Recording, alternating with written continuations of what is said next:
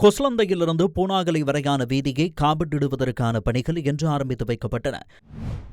Rhino ரூஃபிங்கிடமிருந்து rhino premier roofing தீர்வுகள்.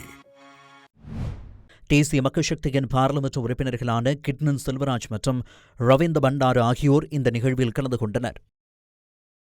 தேசிய மக்கள் சக்தி அரசாங்கத்தில் ஊழல் மோசடிக்கு இடமில்லை, மக்களின் ஆணையாக இருந்தது ஊழலை மோசடியை நிறுத்த வேண்டும், அதற்கான ஏதுவான நடவடிக்கைகளை இந்த அரசாங்கம் முன்னெடுக்கின்றது. அவ்வாறு முன்னெடுக்கின்ற பொழுது எதிர்க்கட்சியினர் தங்களுடைய பங்களிப்பை மக்களை திசை திருப்பும் வகையிலே முன்னெடுக்கின்றார்கள். அது ஒரு பக்கம் பரிதாபத்துக்குரியது. இன்று வரிசை, அதாவது உலக நாடுகள் எல்லாவற்றிலும் எண்ணெய் வரிசை ஏற்பட்டிருக்கின்றது. இவற்றை சீர் செய்வதற்காக அரசாங்கம் தங்கள் தேவையான நடவடிக்கைகளை முன்னெடுக்கின்ற பொழுது இந்த நிலைமைகளை இந்த நாட்டில் உள்ள சிந்திக்கக்கூடிய மக்கள் விளங்கிக் கொள்வார்கள் என்று நான் நினைக்கின்றேன்.